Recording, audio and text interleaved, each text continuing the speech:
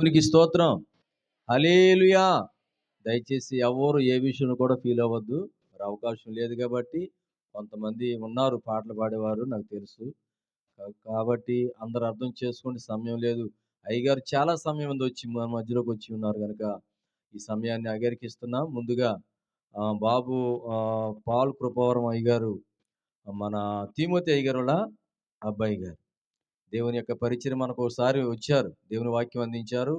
పరిచర్యలో బహుబలంగా వాడబడుతున్న యవనస్తులు ప్రతి ఒక్కరు కూడా దేవుని వాక్యం శ్రద్ధగా విని ఆత్మీయ మేలు పొందుకుంటారని ప్రభుపేట మనం చేస్తూ ఈ సమయాన్ని అయ్యగారికి అప్పగిస్తూ ఉన్నాం.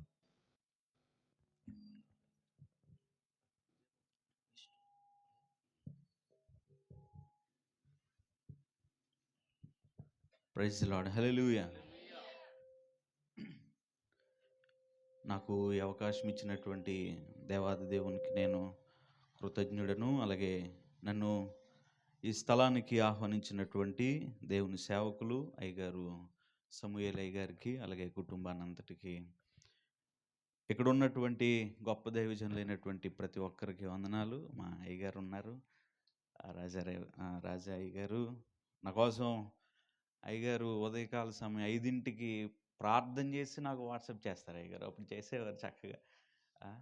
తర్వాత ఇక్కడ ఉన్నటువంటి మీ అందరికీ కూడా నా హృదయపూర్వకమైన వందనాలు. అన్నయ్య ఆర్కెస్ట్రా అన్నయ్య వాళ్ళకి కూడా మా హృదయపూర్వకమైన వందనాలు. ఎంతో చక్కటి సాక్ష్యాన్ని తెలియజేసినటువంటి అన్నకి మా హృదయపూర్వకమైన వందనాలు. దేవుడు ఎంత గొప్ప కార్యాలు చేయగలడో, ఆయన యొక్క గొప్పతనం ఎంతో మనందరం కూడా ఒక అద్భుతమైన రీతిలో కొన్ని విషయాలు మనం నేర్చుకోగలిగాం. ప్రార్థన చేసుకొని దేవుని యొక్క వాక్యాన్ని మనందరం కూడా కలిసి ధ్యానం చేసుకుందాం. అవకాశం ఉంటే మోకరించండి, లేకపోతే అలా మీరు కళ్ళు మూసుకోనండి. ఒక చిన్న ప్రార్థన చేసుకొని దేవుని యొక్క వాక్యాన్ని మనం ధ్యానం చేసుకుందాం.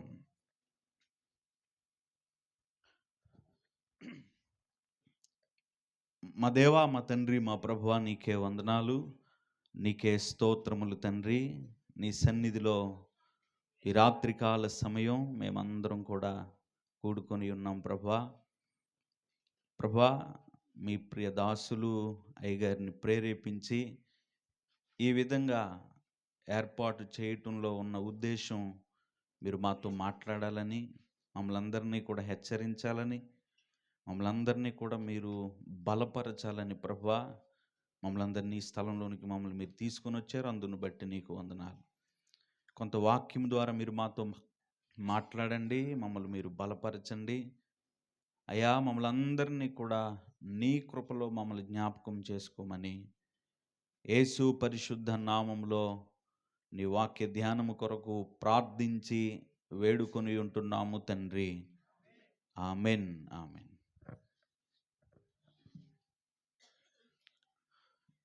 దేవుని యొక్క వాక్యాన్ని మనందరం కూడా కలిసి కొంత సమయం విందాం. 10:10 అయింది. నేను కొంత సమయం వాక్యం చెప్తాను. మీరెవరు మధ్యలో వెళ్ళిపోరు కదా? ఓకే, మధ్యలో వెళ్ళిపోకండి, కొంత సమయం వినండి. నా ఫోన్ నేను సైలెంట్ మోడ్లో అంటే ఫ్లైట్ మోడ్లో పెట్టుకున్నాను. మీరు ఎవరైనా మొబైల్స్ తెచ్చుకుంటే అవకాశం ఉంటే మీరు సైలెంట్ మోడ్లో పెట్టుకోండి.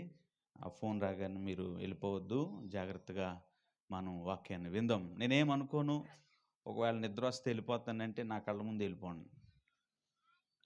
అంతేగాని మీరు వచ్చేటప్పుడు నా బైబిల్ తెచ్చాయని చెప్పేసి పక్కన వాళ్ళలో పెట్టి వెళ్ళిపోతారు చాలామంది. ఓకే, అలా వద్దు.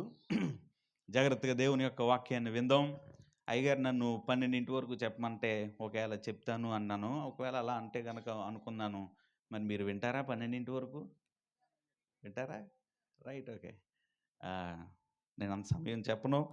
సరే, కొంత సమయం దేవుని యొక్క వాక్యాన్ని విందాం. అందరూ కూడా జాగ్రత్తగా దేవుని యొక్క మాటలు విందాం.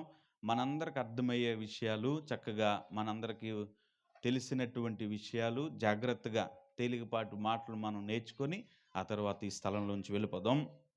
ఈ మాట మనం చదువుకుందాం.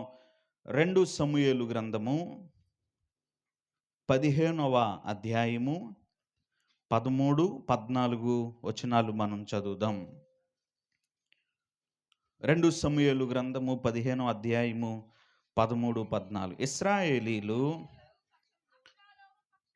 అబ్షాలోము పక్షము వహించిరని దావీదునకు వర్తమానము రాగా, దావీదు యెరూషలేమునందున్న తన సేవకులు అందరికిని ఇలాగూ ఆజ్ఞ ఇచ్చెను.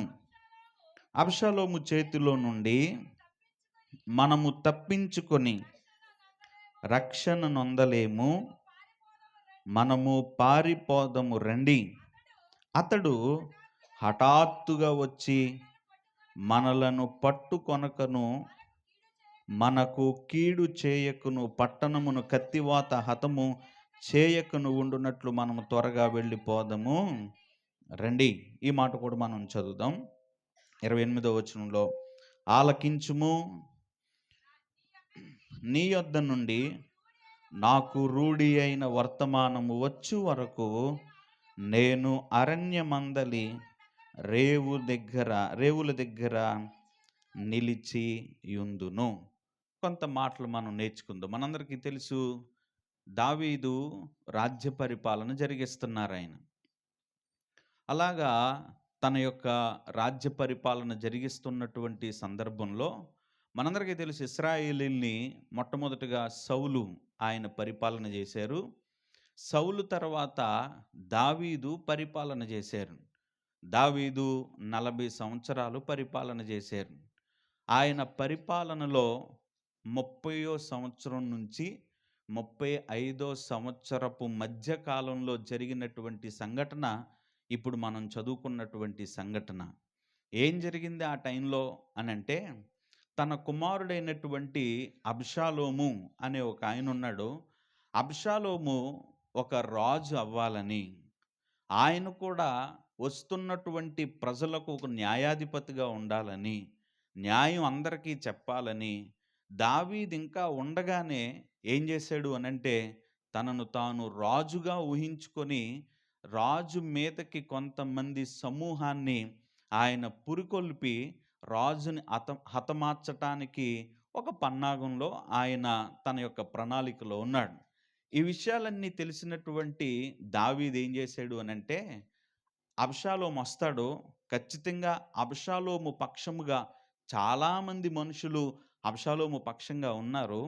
ఒకవేళ ఇన్ కేస్ మనం గనక ఈ ప్రాంతంలో ఉంటే అబ్షాలోము చేతుల్లో మనల్ని తప్పించుకోలేము, మనం పారిపోదాం రండి అని చెప్పి దావీదు దగ్గర ఉన్నటువంటి ఒక 600 మంది సైనికులు, వాళ్ళతో పాటు దావీదుకున్నటువంటి భార్యలు, వారి బిడ్డలు, అలాగా రమారమి ఒక 1000 మంది వరకు ఆ రాత్రి ఏం చేశారు అనంటే, వాళ్ళందరూ కూడా ప్రయాణమై యెరూషలేము అనే ఆ దావీదు పరిపాలిస్తున్నటువంటి ఆ పట్టణాన్ని విడిచిపెట్టేసి యెరూషలేముకి దూరంగా ఉన్నటువంటి అరణ్యం దగ్గరికి వచ్చేసారు వాళ్ళు.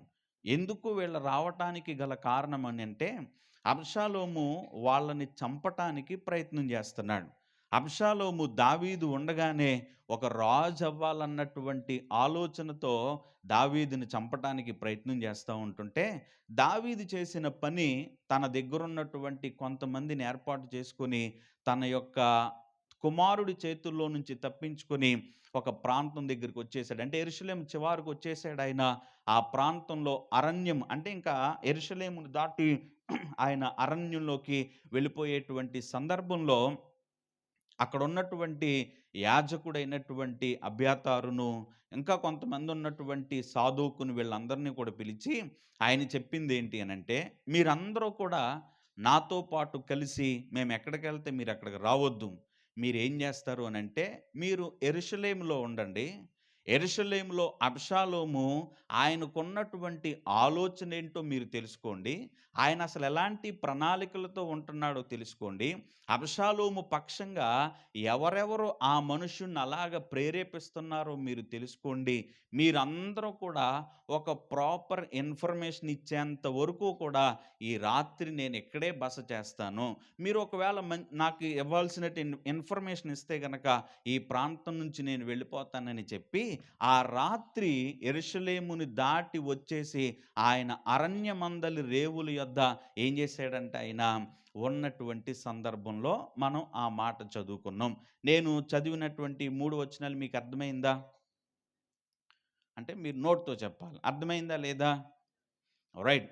ఇప్పుడు ఆ రాత్రి దావీదు, దావీదుతో పాటు రమారమి ఒక 1000 మంది సైనికులు, అంటే ఒక 600 మంది సైనికులు, వాళ్ళ యొక్క కుటుంబస్తులు, అంటే దావీదు చుట్టూ కూడా ఎంతమంది ఉన్నారు అనంటే ఒక 1000 మంది జనాంగం ఉన్నారు.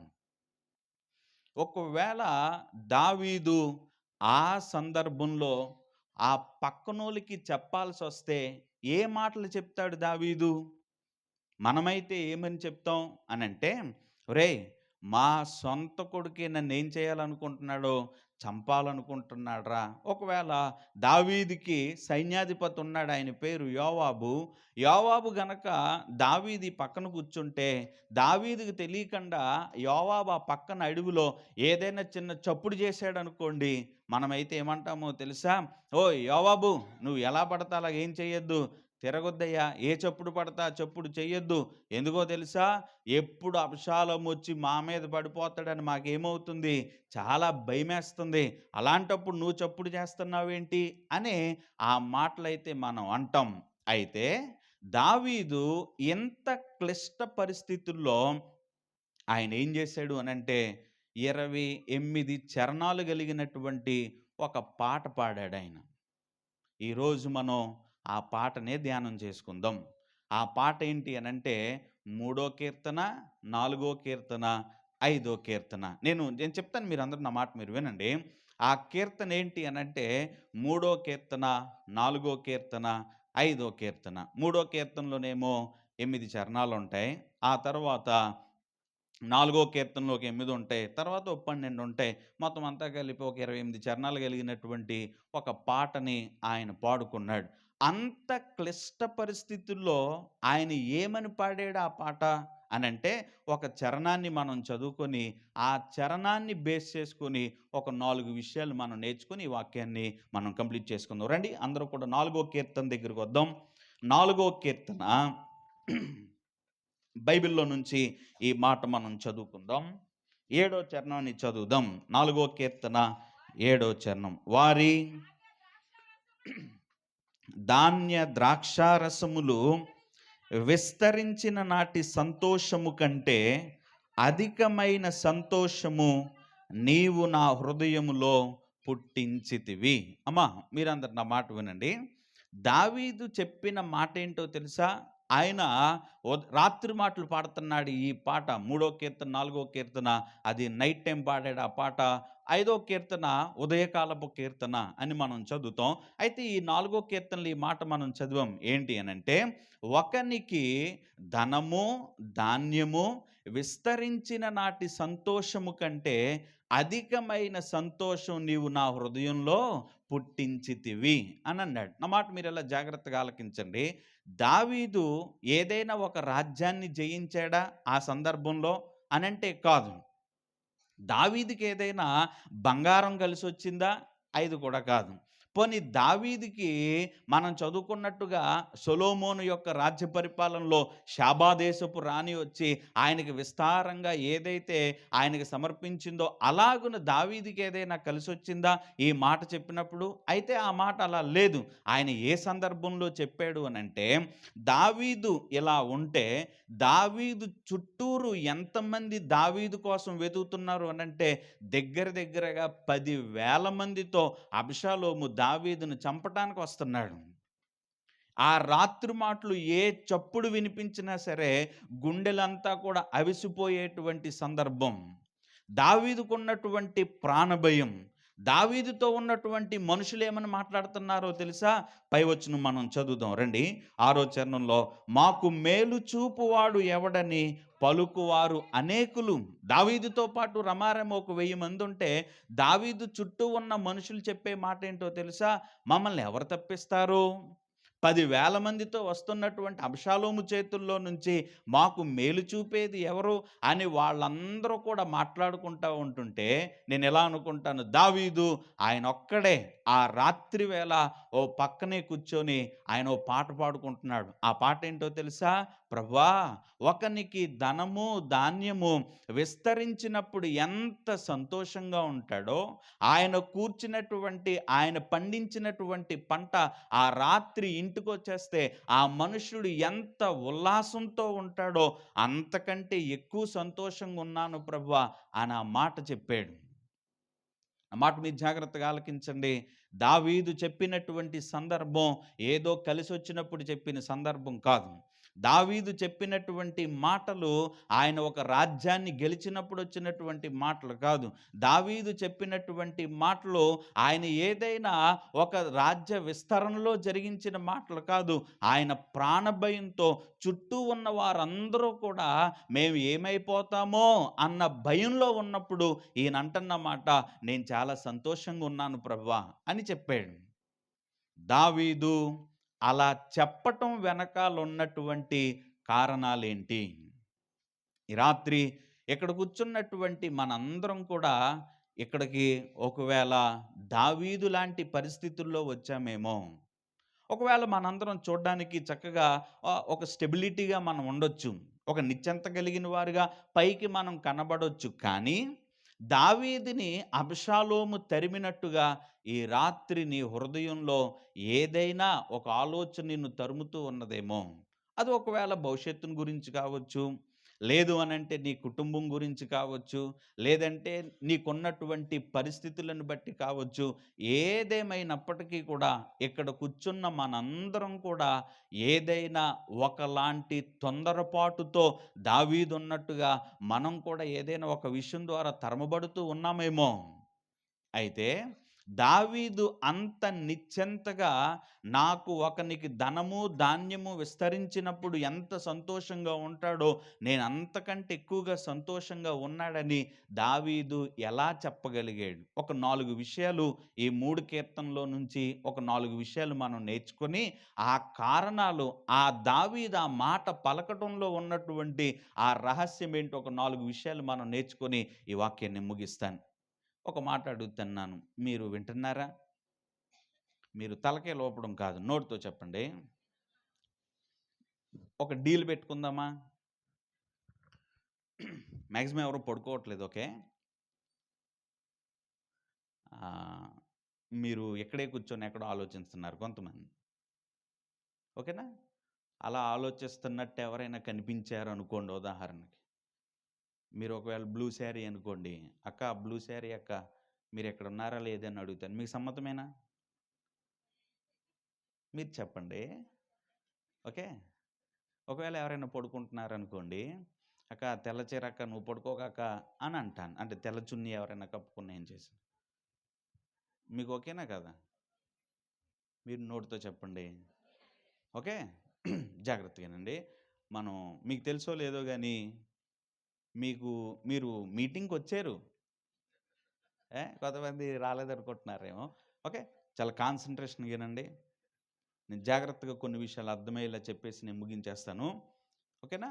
మీరు కొంచెం ప్రయారిటీ ఇవ్వండి, వాక్యానికి ప్రయారిటీ ఇవ్వండి. జాగ్రత్తగా మీరు వినండి. అందరూ ఇక్కడే ఉన్నారా? రైట్. దేవుని యొక్క మాటలు మనందరం కూడా కలిసి కొంత సమయం నేర్చుకుందాం. సమయం అయిపోతుంది కాబట్టి ఒక్కొక్క కారణాన్ని ఒక 4 విషయాలు నేను చెప్తాను, జాగ్రత్తగా మనం విందాం. రండి 3వ కీర్తన దగ్గరికి వద్దాం. 3వ కీర్తన 5వ చరణాన్ని మనం చదువుదాం. యెహోవా నాకు ఆధారము కావున నేను పండుకొని నిద్రపోయి మేల్కొందును.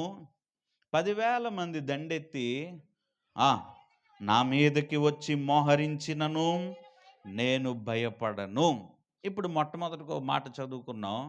దావీదు అంత సంతోషంగా ఉండటానికి గల కారణం ఏంటో తెలుసా? అది ఒక మొట్టమొదటిగా మాట మనం చదువుకున్నాం. యెహోవా నాకు ఎలా ఉన్నాడన్నాడు ఆయన? ఆధారము కావున నేను పండుకొని నిద్రపోయి మేల్కొందును. ఏమండి మీరు చెప్పండి. చాలామంది మనందరం 10కే మంచాలు ఎక్కుతాం, నిద్రపోయేది 2కి. ఆ పొద్దున్నే ఏమ్మా మొగమంతా అలా లాగేసిందే అని అంటే ఏం చెప్పమంటావమ్మా, నా బెంగంతా ఎవరి కోసమో తెలుసా? మా ఆయన కోసం, మా పిల్లల కోసం, మా కుటుంబం కోసం, మరే నువ్వు పడుకోవడానికి 10కే పడుకున్నావు, మీ ఇంటికొచ్చాను లైట్లు ఆరిపేసి ఉన్నాయి అని అంటే, నేను పడుకున్నాను గాని మంచం మీద, నిద్ర పడతాక నాకు ఏ టైం అయ్యింది? తెల్లవారుజామున 3 అయ్యింది, 2 అయ్యింది అని అంటాం. కానీ దావీదేమంటున్నాడు? నేను పడుకుంటాను, ఆ! నిద్రపోయి మేలుకొందును. చెప్పండి ఎంత ప్రాపర్‌గా చెప్పాడాయన? ఆయనేమన్నా సందర్భం అంత ప్రశాంతంగా ఉన్న సందర్భమా? కాదు. నేనెలా అంటానో, యోవాబు ఆ పక్కనే కూర్చున్నాడు. మిగతా ఒక గిత్తీలైనటువంటి ఒక 600 మంది సైనికులు ఆ పక్కనున్నారు. వాళ్ళందరూ కూడా బిక్కు బిక్కున అలా కూర్చొనుంటే, దావీదు ఆయన అంటున్న మాట, యోవాబు నేను రిలాక్స్‌డ్‌గా పడుకుంటాను. చక్కగా ఉంటాను నేను. నేను పొద్దున్నే టయానికి లెగిసిపోతాను. మీరేం కంగారు పడకండి అని అన్నాడాయన. అప్పుడు యోవాబు వీళ్ళందరూ అంటున్న మాట ఏంటో తెలుసా? మాకు మేలు చూపువాడెవరని మేం కంగారు పడతా ఉంటుంటే, దావీదేమంటున్నాడాయన? అంత రిలాక్స్‌డ్‌గా ఉండటానికి గల కారణమేంటి? ఇప్పుడు పై మాట చెప్పాడాయన. ఆయన నాకెలా ఉన్నాడో ఆధారముగా ఉన్నాడు. మీరు చెప్పండి. నీకున్నటువంటి తొందరపాటులో, మీకున్నటువంటి వేదనలో, మీకున్నటువంటి కుటుంబ పరిస్థితుల్లో మీరు ప్రభువుని ఆధారం చేసుకున్నారా? కానీ దావీదు అంత క్లిష్ట పరిస్థితుల్లో కూడా ఒక సమాధానముగా ఉండడానికి గల కారణం ఏంటి అనంటే, దేవుణ్ణి ఆయన ఆధారం చేసుకున్నాడు. మరి ఇక్కడ కూర్చున్న మనందరం ప్రభువుని మనం ఆధారంగా చేసుకున్నామా? ఆధారము అనే మాటకు అర్థం ఏంటి? 2 మాటలు నేను చెప్తాను. ఆధారము అనేది తెలుగు మాట. ఇంగ్లీష్‌లో దాన్ని సస్టెయిన్ అని అన్నారు. ఈ కొత్త నిబంధన అంటే పాత నిబంధన గ్రంథం అంతా కూడా హీబ్రూలో రాశారు. కొత్త నిబంధన అంతా కూడా గ్రీకులో రాశారు. ఇప్పుడు గ్రీకులో ఆధారము అనే మాట దగ్గర సమాక్ అనే మాట ఉపయోగించారు. నేను కొన్ని మాటలు తెలుగులో కరెక్ట్ మీనింగ్ అంటే దాని వెనకాల ఉన్నటువంటి నేపథ్యం తెలుసుకోవటానికి కొన్నిసార్లు గ్రీక్ బైబిలు, కొన్నిసార్లు హీబ్రూ బైబిల్ చదువుతూ ఉంటాను. దీన్ని బట్టి నాకు అర్థమైంది ఏంటి అనంటే, అక్కడ ఉపయోగించిన మాట సమాక్ అనే మాట ఉపయోగించారు. సమాక్ అనే మాటకు ఇంగ్లీష్‌లో దాన్ని సస్టెయిన్ అంటే, దాని యొక్క నిజమైన అర్థం అంటే ఆ మాట దావీదు ఉపయోగించటంలో ఉన్నటువంటి అర్థం ఏంటి అనంటే, ఇప్పుడు దావీదు అంటున్నాడు, lord is my protector. Okay. ఆ తర్వాత చెప్పిన మాట ఏంటి అనంటే, ఆ మాట నేను తెలుగులో చెప్తాను. ఆయన అన్న మాట, ఆయన నన్ను ఫిజికల్‌గాను, ఆ తర్వాత ఎమోషనల్‌గా కూడా నాకాయన సపోర్ట్ చేస్తాడు. ఆ తర్వాత నా భారాన్ని ఆయన భరించేవాడుగా ఉన్నాడు. ఆ యొక్క అర్థాన్నే ఆయన ఆధారము అని చెప్పాడు. నేను మళ్ళా చెప్తాను ఈ మాట. ఆధారము అనే మాటకు అర్థం ఏంటి అనంటే, తెలుగులో ఆయన మన భారాన్ని భరించేవాడు. రెండవదిగా మన బలహీనమైపోయినప్పుడు మనందరినీ కూడా ఆయన బలపరిచేవాడుగా ఉన్నాడు. సమాక్ అనే మాటకు అర్థం ఏంటి అనంటే, మన భారాన్ని భరించేవాడుగా ఉన్నాడు. అట్ ద సేమ్ టైం మనం బలహీనమైపోయినప్పుడు మనందరినీ కూడా బలపరిచేవాడుగా ఉన్నాడు. ఇలాగ భారాన్ని మోసి మనందరి యొక్క బలహీనత సమయంలో బలపరిచేవాడుగా ఉన్నటువంటి దేవుణ్ణి దావీదు ఎలా ఉన్నాడంట? ఆయన ఆధారంగా చేసుకున్నాడు. ఈ రాత్రి ఇక్కడ కూర్చున్నటువంటి మన భాగ్యమేంటో తెలుసా? ఈ వాక్యం ఏంటన్నటువంటి మన భాగ్యమేంటి అనంటే, మనం ఏ దేవుణ్ణైతే ఆరాధన చేస్తున్నామో ఆ దేవుణ్ణి కలిగి ఉన్న మనందరిని గ్రంథం మన వాక్యం చెప్పిన సత్యమేంటి అనంటే, మనము ధన్యులము. యెహోవా తమకు దేవుడుగా గల జనులు ఎలా ఉన్నారు? ధన్యులు. ఎందుకు మనం ధన్యులం అనంటే, ఆయన మనకి ఆధారంగా ఉన్నాడు. ఆధారంగా ఉండడం అంటే ఏంటి అర్థం అనంటే, ఆయన మన భారాన్ని ఆయన మోసేవాడుగా ఉన్నాడు.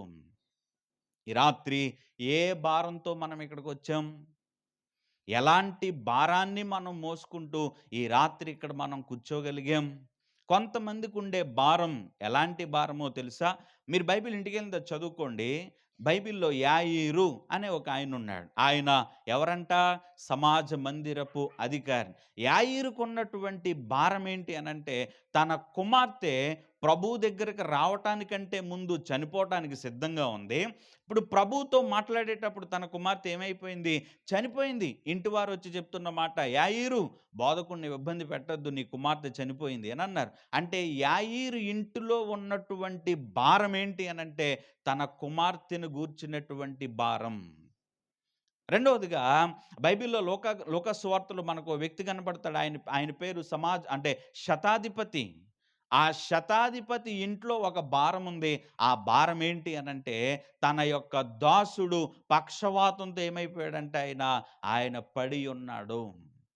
బైబిల్‌లో ఒక వ్యక్తిని కోసం మనం చదువుతాం. ఆయన పేరు ఎలీషా. ఎలీషా దగ్గరున్నటువంటి ఆయన యొక్క శిష్యుడు తన యొక్క ఇంట్లో అప్పులు చేసి చనిపోయాడాయన. తన భార్య ఇప్పుడు ఆ ప్రవక్త దగ్గరికొచ్చి చెప్తున్న మాట, "అయ్యా! మా ఇంట్లో అప్పుల బాధ ఉందయ్యా. ఇప్పుడు మా ఇద్దరు పిల్లల్ని తీసుకెళ్తాకు అప్పులు ఇచ్చినోళ్ళు ఏం చేశారు వాళ్ళు? వాళ్ళొచ్చారు. ఈ రాత్రి ఇక్కడ కూర్చున్నటువంటి నీ భారం ఒకవేళ మీ ఇంట్లో ఉన్నటువంటి నీ బిడ్డలను గూర్చా? ఒకవేళ నీ భారం మనం మోస్తున్నటువంటి అప్పులను గూర్చా? ఒకవేళ నీ భారం ఏదైనా కుదరని వ్యాధిని బట్టా నీ భారం?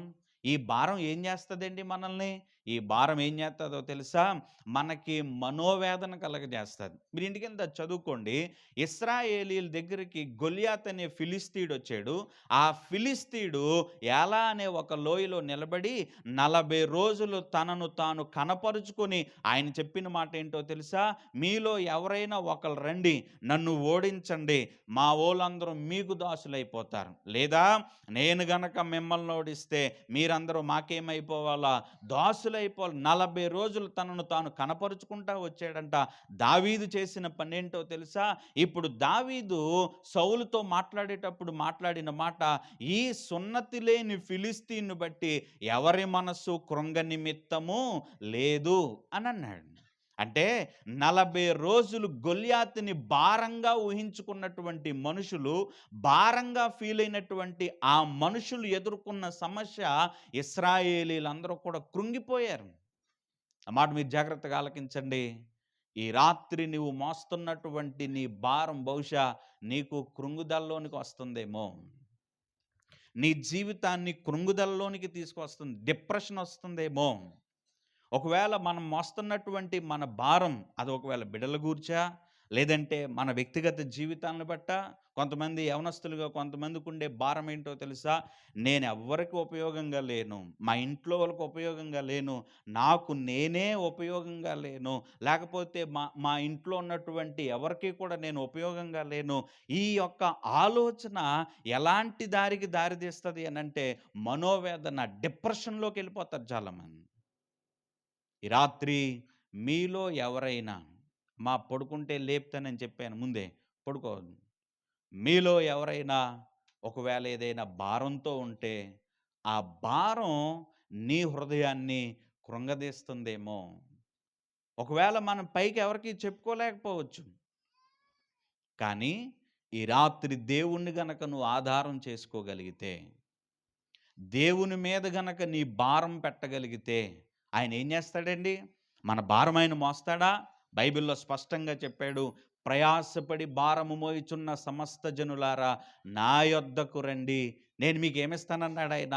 విశ్రాంతినిస్తానన్నాడు. ఈ రాత్రి నీ భారం ఆయన మోసేవాడిగా ఉన్నాడు. నీవు నిష్ప్రయోజకుడువా? నువ్వు ప్రభువు దగ్గరకొచ్చి నీ భారం ప్రభువులో పెట్టగలిగితే నిన్ను ప్రయోజనకరంగా మార్చేవాడిగా ఉన్నాడు. ఒకవేళ నీకున్నటువంటి వేదన నీ కుటుంబం గురించా? నువ్వు ప్రభువు దగ్గరకొచ్చి, ప్రభువా నా కుటుంబంలో ఉన్నటువంటి సమస్యలను బట్టి నేను చాలా రోజులుగా నలిగిపోతున్నాను ప్రభువా, నాకు పరిష్కారం లేదు ప్రభువా, అయితే నీవు నా భారాన్ని మోసేవాడివని నేను నేర్చుకున్నాను ప్రభువా. నా భారమంటూ ఏదైనా ఉందంటే నా భర్త గురించి, నా భార్య గురించి, నా బిడ్డల గురించి, నా కుటుంబం గురించి ప్రభువా, మారని నా యవనస్తుడి గురించి ప్రభువా అని నీ భారం ప్రభువులో పెట్టగలిగితే ప్రభు ఏం చేస్తాడో తెలుసా? నీ భారాన్ని దేవుడు ఒకనాడు ఆయన నీకు వాడిగా ఉన్నాడు. మొట్టమొదటిగా దేవుణ్ణి దావీదు ఏం చేశాడంట? ఆధారముగా ఎంచుకున్నాడు. యెహోవా నాకు ఆధారం, ఏంటి ఆధారం? ఏంటి ఆధారంలో ఉన్నటువంటి అర్థము అనంటే, మన భారాన్ని ఆయన మోసేవాడుగా ఉన్నాడు. ఈ రాత్రి మనకున్నటువంటి శుభవార్త ఏంటో తెలుసా? నువ్వు ఏ భారంతో ఉన్నా, ఎలాంటి కృంగుదలలో ఉన్నా, ఎలాంటి డిప్రెషన్‌లో ఉన్నా, మనం ఎలాంటి పరిస్థితుల్లో ఉన్నా, ఆయన మన దేవుడు. నీ భారాన్ని ఆయన మోసేవాడుగా ఉన్నాడు. ఈ ఆధారం అనే మాటలు ఇంకో మాట మనం చదువుకున్నాం. ఏంటి అనంటే, మన బలహీనతలో మనకేం చేస్తాడంటే ఆయన మనల్ని బలపరిచేవాడు.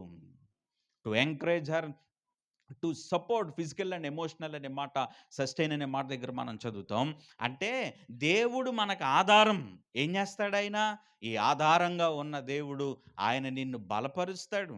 ఏవండి ఇలా మీరు చెప్పండి. బలపరిచేవాళ్ళు మనకు ఎప్పుడు అవసరం? వింటున్నారా లేదా? బలపరిచేవాళ్ళు మనకు ఎప్పుడు అవసరం? ఇలా అడుగుతాను చెప్పండి. మీరు ఓఆర్ఎస్ ఎప్పుడు తాగుతారు? థమ్సప్ ఎప్పుడు తాగుతారు? చెప్పండి. ఓ ఫంక్షన్‌కి ఎళ్లారండి మీరు. చక్కగా బిర్యానీ తిన్నారు. బండి మీద ఎళ్తున్నారు. ఎళ్ళేటప్పుడు ఎక్కడన్నా షాప్ దగ్గర ఆపి 2 కూలింగ్ ఉన్న ఓఆర్ఎస్‌లు ఇవ్వండి అంటారా? అంటారా? థమ్సప్ ఇవ్వండి అని అంటారు. ఓ 10 మోషన్‌లు అయినాయి అనుకోండి. ఒరేయ్! ఎళ్లి మంచి కూలింగ్ ఉన్న థమ్సప్ తిండి అంటారా? అప్పుడేం అడుగుతారు చెప్పండి? చెప్పండి. ఓఆర్ఎస్ ఎందుకు అడుగుతారు మీరు? అంటే అది మనకేమిస్తదని. రైట్. ఓకే.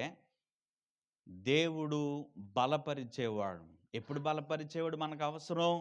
మనం బలహీనమైపోయినప్పుడు. ఎలా బలపరుస్తాడండి ఆయన? 2 తిమోతికి రాసిన పత్రిక 4వ అధ్యాయం 17వ వచనంలో ఓ మాట మనం చదువుతాం రండి. తిమోతికి రాసినటువంటి 2వ పత్రిక 4వ అధ్యాయం 17వ వచనంలో ఆ మాట మనం చదివితే, ప్రభువు నా అయితే సువార్త ఆ! ప్రకటింపబడు నిమిత్తమును అన్యజనులందరును ఆ! ప్రభువు నా ప్రక్కన నిలిచి నన్ను బలపరిచెను గనుక నేను సింహపురం నుండి నా మాట మీరు ఇలా జాగ్రత్త. ప్రభువు నా ప్రక్కన నిలిచి మనల్ని ఏం చేస్తాడంటే ఆయన, మీరు చెప్పాలి. ప్రభువు మన ప్రక్కనే నిలిచి మనల్ని ఏం చేస్తాడంటే ఆయన బలపరుస్తాడు. ఏమండి? మరి ప్రభువు నీ ప్రక్కన నిలబడుతున్నాడా? అది మనం ప్రశ్నించుకోవాలి. ప్రభువు నీ ప్రక్కన నిలబడుతున్నాడా? మనలో ఎవరైనా ఇక్కడ కూర్చున్నాం మంచిదే. ఇక్కడ కూర్చున్నప్పుడు మనం అసహించుకునేది ఒకవేళ ఇక్కడ ఉందనుకోండి, మనం కూర్చుంటామా? కూర్చుంటామా చెప్పండి? అమ్మో! అక్కడ బ్యాడ్ స్మెల్ వస్తుంది, మనం అక్కడ కూర్చోలేం అని చెప్పి దూరంగా వెళ్ళి కూర్చుంటాం. అంతెందుకండి, మీకెవరితోనన్నా గొడవ అనుకోండి. ఆ గొడవ ఉన్నవాళ్ళు మీరు ముసుగేసుకొని ప్రార్థన చేస్తుంటే తెలియకుండా వచ్చి మీ పక్కన కూర్చున్నారనుకోండి. మీరేం చేస్తారు? ఏం చేస్తారండి? వెంటనే లేచిపోయి పక్కకెళ్ళి చెప్తారు. అసలు అదంటేనే నాకు ఒళ్ళు మంట. ఎక్కడికొచ్చి కూర్చుంది? నా పక్కన మీరేం చేశారు ఇప్పుడు? అసహ్యించుకున్నారు. ఎందుకు అసహ్యించుకున్నారు? పడనోళ్ళు నీ పక్కన కూర్చుంటే నువ్వు మళ్ళా మనం ప్రార్థన చేస్తాం. ఓకే. ఆ తర్వాత మనకి ఏదంటే అసహ్యమో దాన్ని చూసి మనం ఏం చేస్తాం చెప్పండి? మనం ఎడంగా ఉంటాం. అలాగే ప్రభువు నీ ప్రక్కన నిలబడాలి అనంటే నీలో అసహించుకునే లక్షణాలు ఏమైనా ఉన్నాయేమో. దేవుడు ఏదైనా అసహించుకునే లక్షణం నీలో ఉంటే ఆయన నీ ప్రక్కన నిలబడలేకపోతున్నాడు. ఎందుకో తెలుసా? ఆయనకి ఏదైతే వద్దు అనే లక్షణాలు ఉన్నాయో పుష్కలంగా నీలోనే ఆ లక్షణాలు ఉన్నాయి. మర్చిపో లక్షణం చదువుకుందామా? ఆ లక్షణం ఏంటో? యెహోవాకు అసహ్యమైన వారు గలవు, ఏడును ఆయనకి అసహ్యములే అవేవనగా అని చదువుతూ సామెతల గ్రంథం 6వ అధ్యాయం 16వ వచనం దగ్గరికి వద్దాం రండి. అవేవనగా అని చెప్తూ ఈ మాట రాశాడు ఆయన. 6వ అధ్యాయము 17వ వచనం. యెహోవాకు అసహ్యమైన వారు గలవు, ఏడును ఆయనకి హేయములు అవేవనగా అహంకార దృష్టియు, కళ్ళల్లాడు నాలుకయు, నిరపరాధును చంపు చేతులను, దురాలోచన యోచించు హృదయమును, కీడు చేయుటకు త్వరపడి పరుగులెత్తి పాదం లేని వాటిని పలుకు అబద్ధ సాక్షియు, అన్నదమ్ముల్లో జగడాలు పుట్టించడం. మీరు ఇంటి కింద ఒకటి మీరు చదువుకోండి. మీలో ఎన్ని కనపడతాయి ఇవి? చెప్పండి. ఒక్కొక్కటిగా మీరు చదువుకుంటే మన ఇంటికెళ్ళిన తర్వాత మనలో ఎన్ని కనపడతాయి? అందులో మాట చివరి మాట మనం చదువుకున్నాం. అన్నదమ్ముల మధ్య ఏం పెట్టేత్తారంట? జగడాలు. కొంతమంది ఉద్యోగం ఏంటో తెలుసా? ఆ ఉద్యోగం ఏంటి అనంటే, ఆళ్ళింటికి, ఈళ్ళింటికి ఏదో గవర్నమెంటోళ్ళు ఈళ్ళకో పోస్టేసినట్టు అందరింట్లకెళ్ళడం, అక్కడ, ఇక్కడ కొన్ని న్యూస్ తెలుసుకోవడం, ఆళ్ళాళ్ళకి గొడవెట్టేత్తం. సాయంత్రం అయ్యేసరికి ఈళ్ళు మాత్రం రిలాక్స్‌డ్‌గా పడుకుంటారు. ఆ ఇంట్లోళ్ళు ఏమైపోతారో చెప్పండి? ఆదివారం అయ్యేసరికి చక్కగా మళ్ళా తెల్ల చీర కట్టుకొని, బట్టలెట్టుకొని, ఈ బైబిల్ ఎట్టుకొని, కొంచెం కానుకట్టుకొని, ఇలాంటి దాంట్లో కొంచెం బియ్యమట్టుకొని, గబగబా వచ్చి గట్టి గట్టిగా చప్పట్లు కొట్టేత్తాం మనం. నువ్వంటే దేవునికి అసహ్యం. ఎందుకో తెలుసా?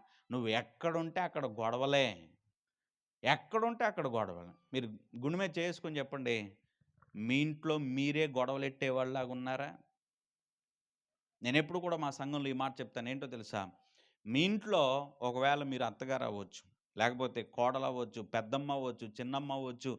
మీ ఇంట్లో మీ రోల్ ఏదైనా అవ్వచ్చు. అది పురుషులైనా, స్త్రీలైనా ఎవరైనా కావచ్చు. మీ ఇంట్లో, మన ఇంట్లో రోల్ ఏదైనా కావచ్చు. మన ఇంటి బయటున్నటువంటి మన బంధువులు గాని, మన ఇంట్లో వాళ్ళు గాని, మన గురించి ఏమని సాక్ష్యం చెప్పాలి అనంటే, మా పెద్దమ్మ చేసే ప్రార్థన ఈరోజు మమ్మల్ని ఇలా నిలబెట్టింది.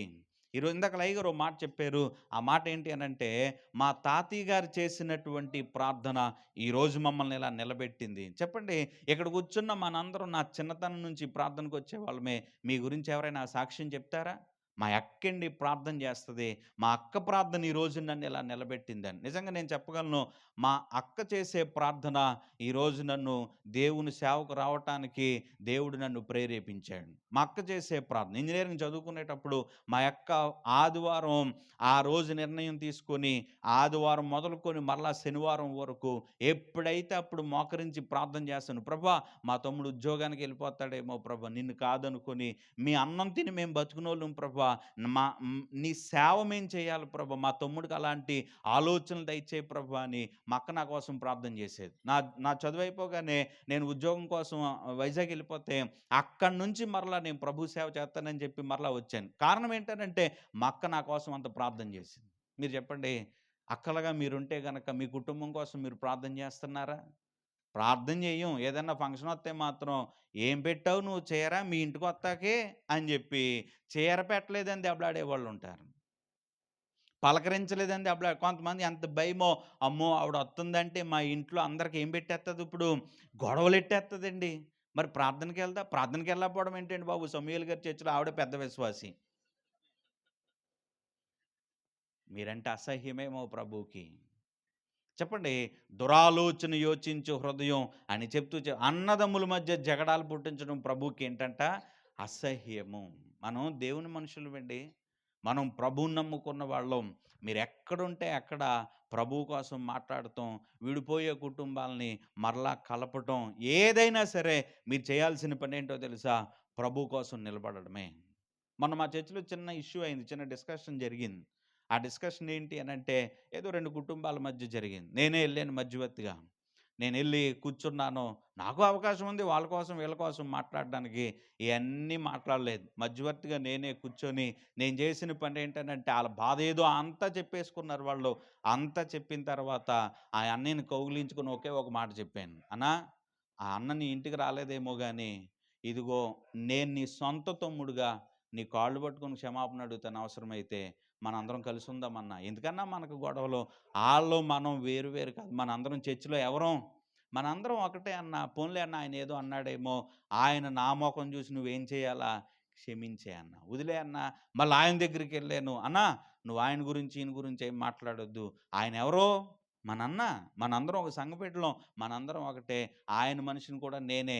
అందుకే నేను నీకు క్షమాపణ చెప్తున్నాను. ఆళ్ళందరం మళ్ళా మొన్న ఆదివారం అందరం కలిసి ఆరాధనలో పాల్గొన్నాం. చెప్పండి, కొంతమందికి ఆ చిన్న అవకాశం చాలు. ఆ చిన్న మంటని పెద్ద అగ్నిగుండంలా మార్చేత్తారంతే. ఒకవేళ నువ్వు అలాంటి వ్యక్తిగా దేవుని మందిరానికి ఈరోజు వచ్చావేమో, నువ్వంటే ప్రభువుకి బహుశా నీ పక్కన నిలబడి నిన్ను బలపరచాలని ప్రభువు చూస్తున్నా, నీలో ఉన్న గొడవలాడే బుద్ధి ప్రభువుకి నచ్చట్లేదేమో. అందుకనే ఈ మాట మనం చదువుకుంటున్నాం. దేవుడు దావీదుకి ఎలా ఉన్నాడంట? ఆధారముగా ఉన్నాడంట. ఆధారముగా ఉన్నాడంట.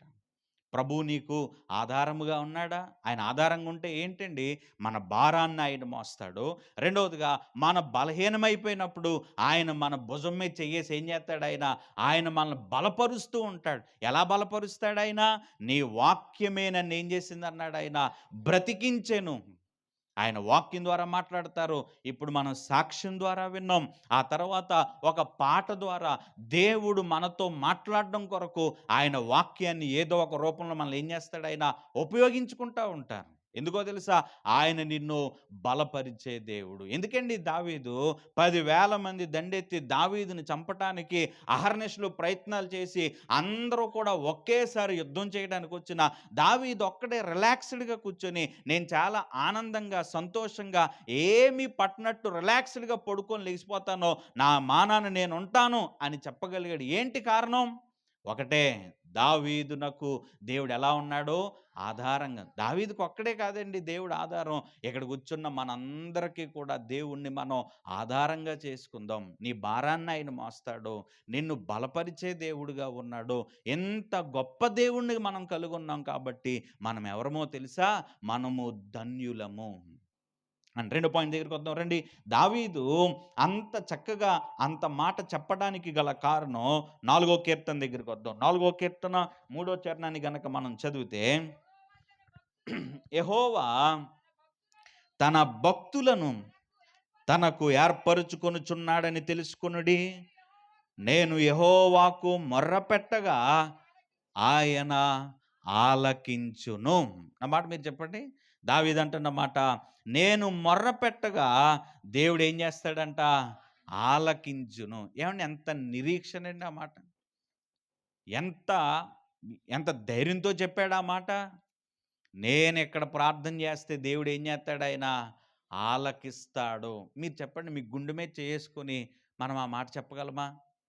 నేను ప్రార్థన చేస్తే దేవుడు ఆలకిస్తాడు అనే మాట మనం చెప్పగలమా? దావీదు ధైర్యం ఏంటనుకున్నారు? నేను ఎలాంటి పరిస్థితుల్లో ఉన్నా నేను ప్రార్థన చేస్తే ఆయన ఆలకిస్తాడు. మన దేవునికి ఓ పేరుందండి. ఆ పేరేంటో తెలుసా?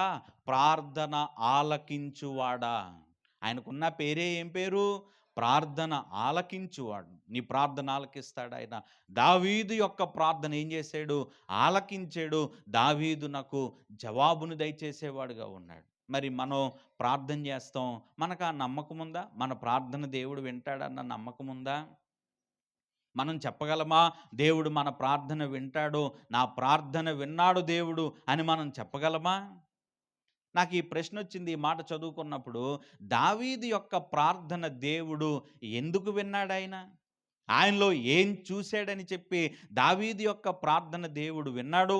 దావీదులో చాలా లక్షణాలున్నాయి. ఒక 2 లక్షణాలు నేను చెప్తాను. దావీదులో ఉన్నటువంటి ఏ లక్షణాలను బట్టి ఆయన ప్రార్థన విన్నాడో తెలుసా? 17వ కీర్తన మొదటి చరణం దగ్గరికి వద్దాం రండి. 17వ కీర్తన మొదటి చరణంలో ఈ మాట మనం చదువుతాం. యెహోవా న్యాయమును ఆలకించుము, నా మొర అంగీకరించుము, నా ప్రార్థనకు చెవియొగ్గుము. అది కపటమైన పెదవుల నుండి వచ్చినది కాదు. దావీదు ప్రార్థన దేవుడు ఎందుకు ఆలకించాడో తెలుసా? దావీదు చేసే ప్రార్థన కపటమైనది కాదు. కపటం అంటే చెప్పండి. కపటము అనే మాటకు అర్థం ఎవరో ఒకళ్ళు చెప్పండి. కపటం అంటే లోపల ఒకటి పెట్టుకొని బయట ఒకలా మాట్లాడడం. దాన్ని మనం ఏమంటాం? ఏమంటాం చెప్పండి? కపటం. మీరు చెప్పండి. ప్రభువా, నేను సినిమాలు చూడను ప్రభువా అని మీరు ఎప్పుడైనా ప్రార్థన చేశారా? మీరు అలా చూడొద్దు, చెప్పండి, నోటితో చెప్పండి. చేశారా? చేయలేదా? ప్రభు ఇంకెప్పుడు సినిమాలు చూడను ప్రభువా, ఇంకెప్పుడు సీరియల్ చూడను ప్రభువా, ఇంకెప్పుడు నేను అసలు మా ఇంట్లో నేను గొడవలు పెట్టను ప్రభువా, నేను మంచిగా ఉంటాను ప్రభువా అని మనం చేశామా లేదా చెప్పండి ఎప్పుడైనా ప్రార్థన? చేత్తాం. ఆ ప్రార్థన మనం అందరం చేత్తాం. ఆమేనని లేసిపోయి ఆ ప్రార్థన మర్చిపోయి ఇంటికెళ్ళిపోగానే మా టీవీ పెట్టుకొని అన్నం తినేవాళ్ళు ఉంటారు చాలామంది. అవునా కాదా? పిల్లలు ఆడుకుంటున్నారనుకోండి, చర్చిలో నుంచి ఇంటికి పంపించేస్తాం. "రేయ్! వెళ్ళిపో, వెళ్ళిపో, ఇంటికెళ్ళిపో, టీవీ చూడు, నువ్వు వచ్చి ఇంటికెళ్ళి." వెళ్ళు, నువ్వు మెదలకుండా ఇంటికి వెళ్ళి అక్కడికి ఎక్కడికి వెళ్ళావంటే కాళ్ళు ఎరగదీసేస్తాను. వెళ్ళు, ఇంటికి వెళ్ళిపోయి నువ్వు టీవీ చూడు. మనం గబగబా ఆదివారం ప్రార్థన అయిపోగానే చక్కగా హ్యాండ్ బ్యాగులు లేకపోతే మనం తెచ్చుకున్న బ్యాగులు దాంట్లో బైబిల్ పెట్టేసి గబగబా ఇంటికి వెళ్ళిపోయి చక్కగా అన్నం ప్లేట్లో వేసేసుకుని, ఇప్పుడు దాకా నువ్వు సినిమాలు సీరియల్ చూస్తాక ఇక్కడికి వచ్చింది నువ్వు, వెళ్ళిపో, బయటికి వెళ్ళి ఆడుకో, నువ్వు ఆ రిమోట్ నాకు ఇవి అని ఆడి దగ్గర రిమోట్ మనం తీసుకొని వాక్యం మర్చిపోతాం, చేసిన ప్రార్థన మర్చిపోతాం, అన్నీ మర్చిపోయి సినిమా పెట్టుకుంటే అన్నం తినేవాళ్ళు చాలామంది ఉంటారు. అవునా కాదా? ఇది కపటం. అందుకే నీ ప్రార్థన దేవుడు వినట్లేదు. మనం పైకి చెప్పే మాట, నేను యథార్థంగా బ్రతుకుతాను ప్రభువా అని నువ్వు చెప్పే ప్రార్థన, పనికెళ్ళిన తర్వాత నీ రైతు నీకు 100 రూపాయలు ఎగస్ట్రా ఇస్తే, ఆ ఎగస్ట్రా ఇచ్చిన 100 రూపాయలు ఇచ్చేయాలన్న మనసు నీకు రాగానే నువ్వు చెప్పే మాట ఏంటో తెలుసా? ఎన్ని వందలు తీసుకుంటే అంత పొలం కొన్నాడు ఆయన అని మనం చెప్పే మాట ఏంటంటే, యథార్థంగా ఉంటాను ప్రభువా నేను. ఇది కపటం కాదా? మనందరం కూడా ఇక్కడ చేసే ప్రార్థన కపటమే. ప్రభువా నేను అలా ఉంటాను ప్రభువా, ఇలా ఉంటాను ప్రభువా. మొన్న 1 తారీఖున తీసుకునే తీర్మానాలు ఎన్ని పెద్ద పెద్ద తీర్మానాలు ఉంటాయో చెప్పండి. అంతెందుకండి, ఇక్కడ రాగానే మనం ఏం చేస్తాం తెలుసా? గబగబా వచ్చి బైబిల్ అలా అలా పెట్టేసి మోకరించి, ప్రభువా ఈరోజు నాతో మాట్లాడు ప్రభువా, నేను పాట పాడతాను ప్రభువా, నిన్ను స్తుతిస్తాను ప్రభువా, నాతో మాట్లాడు ప్రభువా, ఆమేన్ అని అంటాం. సరే కదని మాట్లాడే సందర్భం వచ్చి ఆయన నీతో మాట్లాడుతూ ఉంటుంటే ఇంకెప్పుడు వదులుతారు? మనం వెళ్ళమా ఇప్పుడప్పుడే? మరి మాట్లాడమని ఎందుకు చెప్పావు ప్రభుతో? అది కపటం కాదా? చెప్పండి, ఓ మాట చెప్పండి. ఇక్కడ మనందరం ఎంతే భక్తిగా ఇంటికాడ మనం ఉంటామా? ఇంటికాడ ఉంటామా చెప్పండి? ఇక్కడ ఎవరి ఫోన్లో నుంచైనా రింగ్ అయినప్పుడు సినిమా పాట వినిపిస్తే మీరందరూ ఆ మనిషిని ఎలా చూస్తారు? మీరందరూ చెప్పండి, ఎలా చూస్తారో? సినిమా పాట రింగ్ అయిందనుకోండి ఎవరి ఫోన్లో నుంచి అయినా, ఎలా చూస్తారు ఆ మనిషిని మీరు? ఇస్కరియోతు యోధా తమ్ముళ్ళా చూస్తారు. అవునా కదా? అవునా కదా చెప్పండి? మీ ఇంటికి వెళ్ళిన తర్వాత మీ టీవీలోంచి వచ్చే పాటలేంటి? నువ్వు కపటస్తురాలివి, యాక్టింగ్ అన్నమాట మనం చేసేది.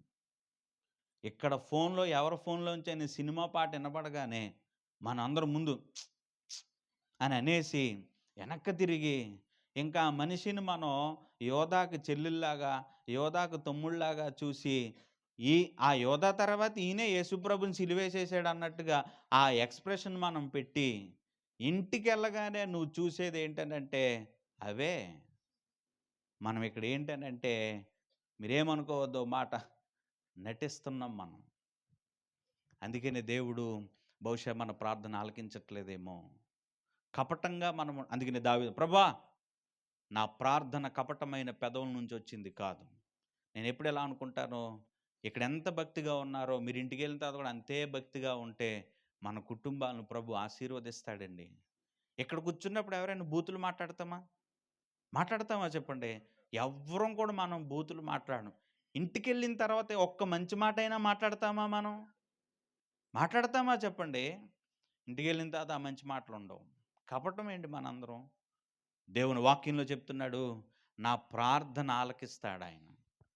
నేను ఎలా అనుకుంటానో, ఒకవేళ నేనే గనక దావీదు, ఉదాహరణకి దావీదు ఇక్కడ ఉన్నాడు అనుకోండి, దావీదు పక్కన మనం నిలబడి, దావీదు వాళ్ళందరూ అంతలా పొలోమని నీ మీదకి వస్తూ ఉంటుంటే నువ్వేంటయ్యా అంత రిలాక్స్డ్గా, నేను చాలా సంతోషంగా ఉన్నానంటే దావీదు ఏమంటాడో తెలుసా? నేనిప్పుడు ప్రార్థన చేస్తే నా ప్రార్థన దేవుడు ఏం చేస్తాడు? ఆయన ఆలకిస్తాడు. ఎందుకు ఆలకిస్తాడు నీ ప్రార్థన? ఎందుకు ఆలకిస్తాడు అని అంటే, నేను లోపల ఎలాగుంటానో బయట కూడా అలాగే ఉంటాను. నేను యాక్టింగ్ చేయను, నేను కపటంగా జీవించను, నా భక్తి కపటమైంది కాదు. ఒకవేళ నా భక్తి కపటమైంది అయితే మరి ప్రార్థన దేవుడు ఎలా ఆలకిస్తాడు? ఆయన కింద ఇంకో మాట చెప్పాడు ఆయన. ఈ మాట కూడా చదువుదాం రండి. రాత్రివేళ నీవు నన్ను, 3వ చరణం, నీవు నన్ను దర్శించి నా హృదయమును పరిశీలించుతివి, నన్ను పరిశోధించితివి, నీకు ఏ దురాలోచన కానరాలేదు. రాత్రి వేళ దావీదు యొక్క హృదయాన్ని దేవుడు పరిశీలించాడంట, పరిశోధించాడంట. రెండూ చేశాడు ఆయన. పరిశీలన, పరిశోధన.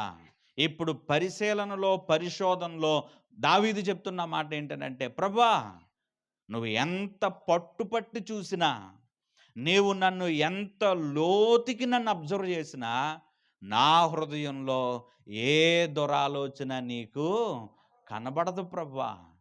ఏమండి ఈ మాట మనం ధైర్యంగా చెప్పగలమా? ఇక్కడ మనం కూర్చున్నాం మంచిదే. మనందరం కూడా ఏమండి నేను మందిరానికి వచ్చిన కాడి నుంచి ఈ రోజు వరకు ఏ దురాలోచన లేకుండా నేను జీవించానండి. ఆ రోజు నుంచి ఈ రోజు వరకు నా హృదయాన్ని నేను భద్రంగా కాపాడుకోగలిగాను. మనం చెప్పగలమా? మన హృదయంలో ఉండే దురాలోచనలు ఏంటి? 13 దురాలోచనలు ఉంటాయి మన హృదయంలో.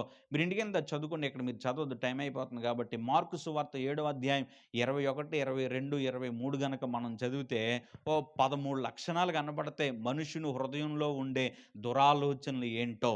అక్కడ మనకు కనిపించినటువంటి ఆ లక్షణాలన్నీ నీలో లేనప్పుడే మన హృదయంలో దేవుడు ఏ దురాలోచన లేదు అని చెప్పగలను. ఆ మాట మీరు జాగ్రత్తగా ఆలకించండి. రెండవదిగా దావీదుకున్నటువంటి నిరీక్షణ ఏంటనంటే, దావీదు ప్రార్థన చేస్తే ఎవరు ఆలకిస్తారు? దేవుడు ఆలకించేవాడుగా ఉన్నాడు. ఎందుకు ఆలకిస్తాడండి దేవుడు? దానికి గల కారణం ఆయన యొక్క ప్రార్థన కపటమైనది కాదు. ఆయన యొక్క జీవితంలో ఎంత పట్టుబట్టి చూసినా ఏ దురాలోచన కూడా లేనివాడుగా ఉన్నాడు. మూడవదిగా దావీదు యొక్క హృదయం అంట పాపాన్ని లక్ష్య పెట్టలేదంట. ఆ మాట కూడా చదువుదాం రండి. మనం కీర్తనల గ్రంథంలో, అయ్యా నా హృదయంలో నేను పాపమును లక్ష్య పెట్టలేదు. 65వ కీర్తన దగ్గరికి వద్దాం.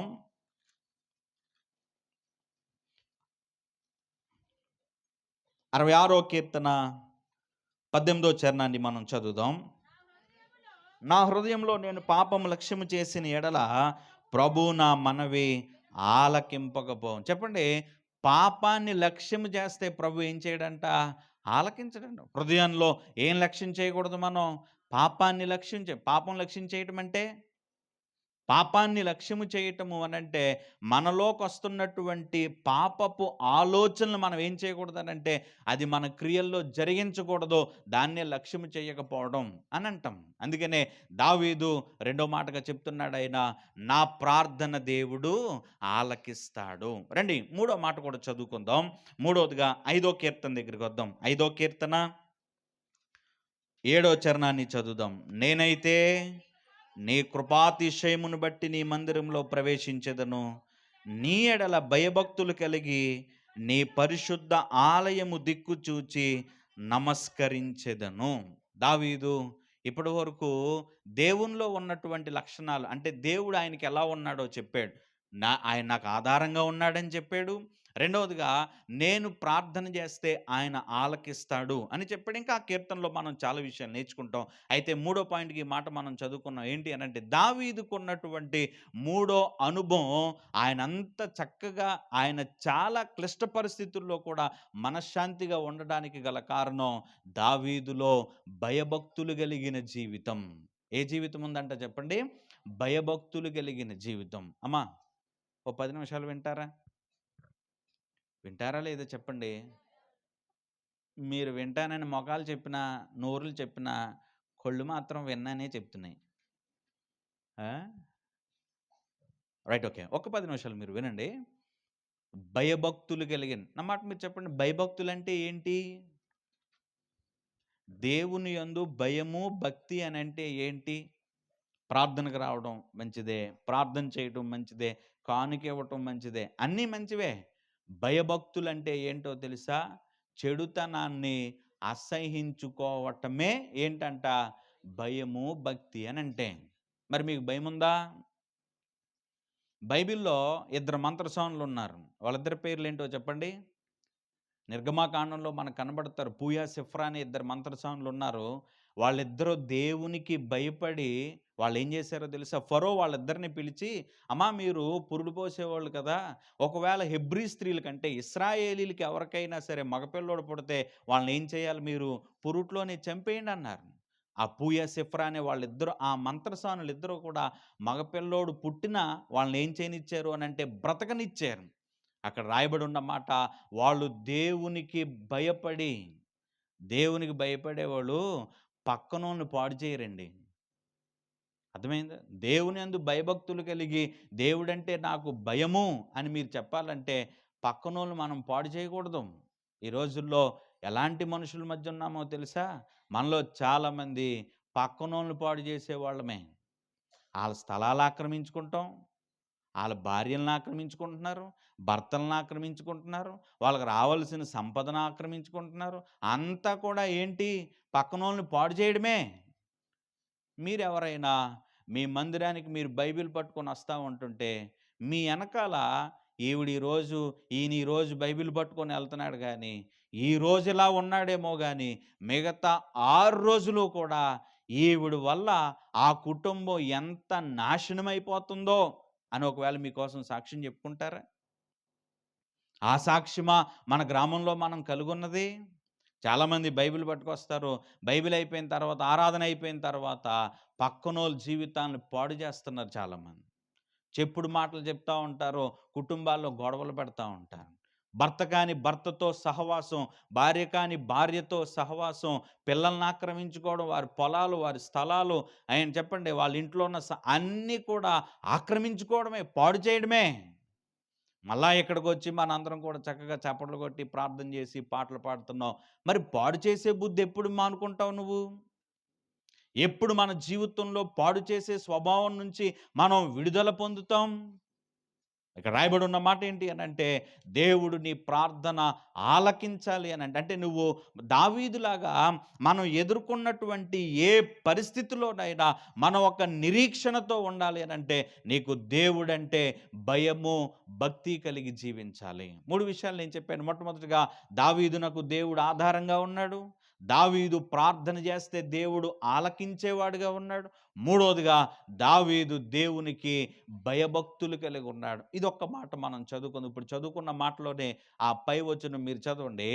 5వ అధ్యాయము ఇప్పుడు మనం చదువుకున్న మాట 7వ వచనం చదువుకుందాం. ఆ!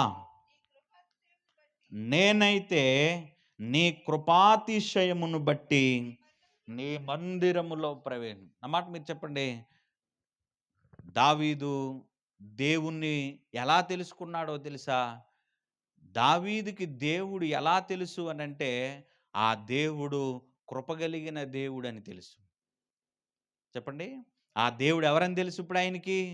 కృపగలిగిన దేవుడు. అందుకనే నేనైతే నీ కృపాతిశయమును బట్టి నీ మందిరంలోనికి నేను ఆయన కృపగలిగిన వాడు.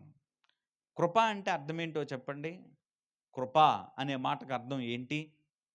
ప్రేమ అంటే మనకు తెలుసు. దయ అనంటే మనకు తెలుసు. ఓకే.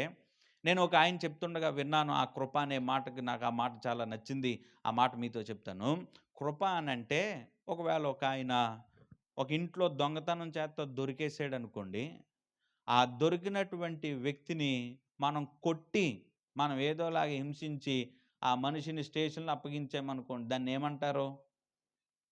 దాన్నేమంటారనంటే ఆయన దొంగతనం చేశాడు కాబట్టి న్యాయంగా అప్పగించారని అంటారు. అదే ఆ మనుషుడిని "ఒరేయ్ బాబు ఇంకెప్పుడు మా ఇంట్లోకి రాకురా బాబు వెళ్ళిపోరా" అని అన్నామనుకోండి. దాన్నేమంటారు అనంటే ఆ దొంగ మీద మనం దయ చూపించటం అని అంటాం. ఆ దొంగతనం చేత్తాకొచ్చిన ఆయన్ని ఇంట్లో కూర్చోబెట్టి అంత ముద్దెట్టి ఓ 10,000 చేతిలో పెట్టి ఇంకెప్పుడు రాకురా, ఎందుకురా ఈ దొంగతనాలు అని అన్నామనుకోండి. దాన్నే కృప అని అంటారు. అంటే ఆ మనుషుడు ఆ 10,000 తీసుకోవటానికి అర్హుడు కాదు. అయితే ఆ మనుష్యుణ్ణి మనం ఎలా ఎంచామో తెలుసా? అర్హమైన వ్యక్తిగా మనం ఎంచాం. దాన్నే కృప అని అంటాం. మన దేవుడు ఎవరో తెలుసా? నీ మీద కృప చూపిస్తున్నాడాయన. బైబిల్‌లో తప్పిపోయిన కుమారుడున్నాడు మనందరికీ తెలుసు. తప్పిపోయినటువంటి కుమారుణ్ణి తన తండ్రి చేర్చుకోవటం అనేది ఏంటి అనంటే కృప. ఎందుకో తెలుసా? ఆ కుమారుడు చెడిపోయాడు. ఆ కుమారుడు తన తన యొక్క డబ్బులు నమ్మేశాడు. తర్వాత ఆయన దుర్వ్యాపారం చేశాడు. వేశ్యలతో సాంగత్యం చేశాడు. ఆ తప్పిపోయిన కుమారుడు తన తండ్రి దగ్గరికి రావటానికి అర్హుడు కాదు. అయితే తన జీవితంలో బుద్ధి తెచ్చుకొని తన తండ్రి దగ్గరికి రాగానే తండ్రే ఇంకా దూరంగా ఆ మనుషుడు ఉండడం చూసి పరిగెత్తుకుంటూ వచ్చి ఏం చేశాడంట, మెడ మీద పడి ముద్దు పెట్టుకొని వాళ్ళ ఇంట్లోకి తీసుకెళ్ళి ఆయన ఏం చేశాడు అని అంటే ఒక నూతన వస్త్రాలు ఇచ్చి ఒక ఉంగరాన్ని తొడిగి ఒక విందుని చేశాడు ఆయన. ఆయన కృప ఏంటో తెలుసా? ఆయన తన జీవితంలో ఏం కోల్పోయాడో, అర్హమైన వాడు కాదు ఆ కుమారుడు. అయినప్పటికీ కూడా ఆ తండ్రి ఏం చేశాడు అనంటే అర్హమైన వ్యక్తిగా మార్చాడు. అర్హమైన వ్యక్తిగా మార్చి ఆ తప్పిపోయినటువంటి కుమారుడికి తండ్రి చేసింది ఏంటి అనంటే మెడ మీద పడి ముద్దు పెట్టుకున్నాడంట. ముద్దు దేనికి సాదృశ్యము అనంటే ప్రేమకు సాదృశ్యం. ఆయన కృపగలిగిన దేవుడు. ఆయన నిన్ను ప్రేమిస్తున్నాడాయన. ఒక మాట చెప్తాను. ఆయన ప్రేమ ఎలా ఉంటది? ఆయన ప్రేమని ఎలా మనం చెప్పగలం? మీకు అర్థమయ్యేలాగా ఒక మాట చెప్తాను. ఒక కవి దేవుని యొక్క ప్రేమను గూర్చి ఈ కవిత్వాన్ని రాశాడు. మీరందరూ కూడా జాగ్రత్తగా నా మాట ఆలకించండి. ఆయన ప్రేమ ఎలాంటిది అనంటే, ఇప్పుడు మనలో ఎవరైనా సరే మీరు నన్ను ఎంతగా ప్రేమిస్తున్నారు అని ఎవరైనా అడిగామనుకోండి, ఆళ్ళ పక్కనే చెప్తారు ఏంటనంటే, "నువ్వు మా ఇంటికొస్తే నీకు మంచి భోజనం వండి పెడతాం" అని అంటారు. మన మీదున్న ప్రేమను వాళ్ళు ఏదోలాగా ఏం చేస్తారు చెప్పండి? ఒక మాటలో మనకు చెప్తారు. కానీ దేవుని యొక్క ప్రేమ ఎలాంటిదో ఐజాక్ బెన్నెహోరే అనే ఒక యోధ కవి ఒక ఆయన ఉన్నాడు. యోధ పొయెట్ ఒక ఆయన జూయిష్ పొయెట్ ఆయన ఒక మాట చెప్పాడు ఒక కవిత్వాన్ని ఏంటి అనంటే, దేవుని యొక్క ప్రేమ ఎలాంటిది అనేది ఒక ప్రశ్నగా వేసి, ఈ మనకి కనిపిస్తున్నటువంటి ఆకాశాన్నంతటినీ కూడా ఒక తెల్ల పేపర్‌గా మార్చి, ఈ భూమి మీద ఉన్నటువంటి ప్రతి నీటి బొట్టుని కూడా ఒక సిరాగా మార్చి, ఒక ఇంకుగా మార్చి, ప్రపంచంలో ఉన్నటువంటి ప్రతి చెట్టు కొమ్మని ఒక కలముగా మార్చి, ప్రపంచంలో ఉన్న ప్రతి మనుషుడు కూడా ఆ చెట్టు కొమ్మని ఆ ఇంకులో ముంచి ఆకాశం అనే తెల్ల కాగితం మీద రాయటం మొదలుపెడితే ఆకాశమంతా నిండిపోతుందంట. ఈ యొక్క నీరంతా కూడా ఇంకిపోతుందంట. ప్రతి కొమ్మ కూడా అరిగిపోతుందంట. కానీ దేవుడు ఒక మనిషిని ఎంత ప్రేమిస్తున్నాడో చెప్పటానికి అసలు పరిచయమే పూర్తి కాదంట. ఆ మాట మీకు అర్థమైందా?